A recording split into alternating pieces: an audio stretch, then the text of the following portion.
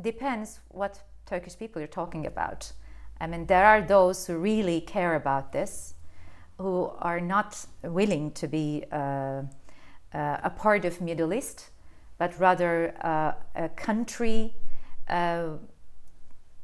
being a part of European Union, or at least a country with its culture, history and everything, a country between East and West, rather than being a member of Middle East. There are millions of people who are against this project of being swept into the Middle Eastern territory.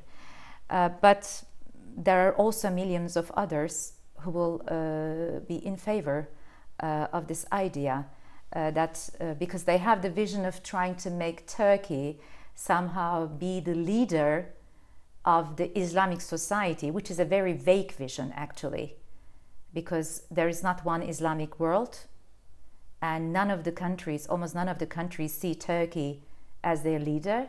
So it's a very vague vision. But this is the vision that Erdogan puts in front of the people, to his supporters. But do you relate to these people who are out on the streets supporting President Erdogan and chanting for democracy?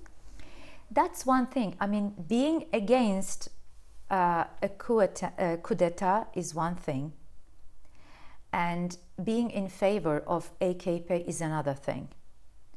I mean, I condemn coup d'etat, but this does not mean that I see Erdogan as a hero of democracy. These are two different things. But do you think what happened on Friday night, the failed coup, has left Turkey more united or divided?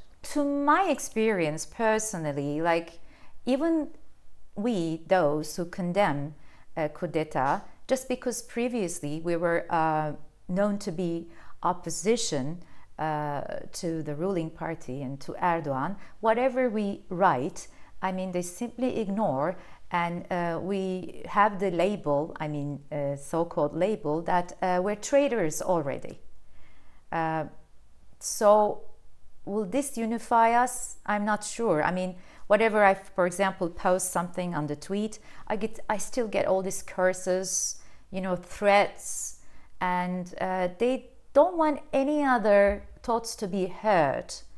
They just put it in a way that there is one victorious guy after this event. So you're either with him or against him? I mean, this is the dilemma that people are being forced to answer. Why should be always facing with this question? Why Turkey's future should depend on this question, whether you are with Erdogan or whether you are against Erdogan. I'm not with Erdogan, or in the sense I'm not against Erdogan. I am in favor of democracy, but a real one.